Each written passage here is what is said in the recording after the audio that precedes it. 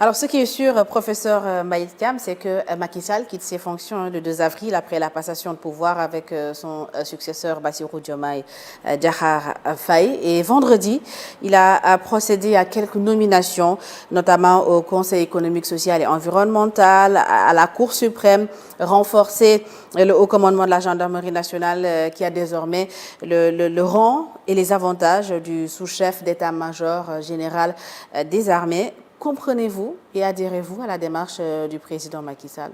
Je peux comprendre, mais je n'y adhère pas. Je comprends pourquoi il a fait. Quand on quitte un pouvoir avoir été accompagné pendant 12 ans par des fidèles dans tous les domaines, de la justice, des forces de défense, de la politique et autres, on peut être tenté. Parce que l'idéal aurait été de résister à la tentation. On peut être tenté de le faire. Mais quant à adhérer à cela, pas du tout.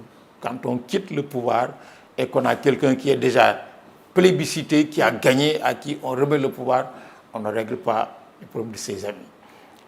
Ça ne se fait pas. Le président de la République Pompidou a dit un jour, répondant à son épouse, que quand on est aux affaires, on ne fait pas d'affaires. Quand on est aux affaires, on ne fait pas d'affaires.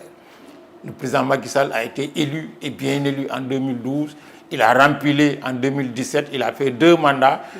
Mais même si son camp a perdu, mais il devait pouvoir, à partir du moment où l'élection était pliée, arrêter toute forme de promotion de qui que ce soit en attendant que son remplaçant 72 heures avant la fin de son mandat?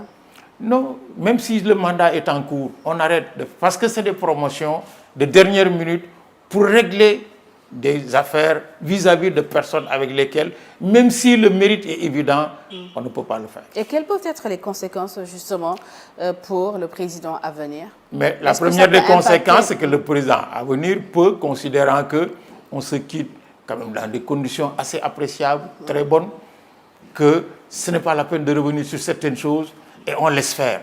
Mais ça va laisser des traces. Sinon, l'autre forme de réaction, ça peut être, mais tout ce qu'on a fait après que l'élection ait été pliée en termes de faveur, en termes de nomination, en termes de ceci, on revient là-dessus. Et ça incite déjà à se dire la bataille a commencé de règlement de compte. C'est pas bon. Mais dans tous les cas de figure, c'est le président de la République Macky Sall qui n'aurait pas dû être pris dans un piège pareil. Dès lors que le résultat de l'élection était plié, que lui-même a félicité le gagnant.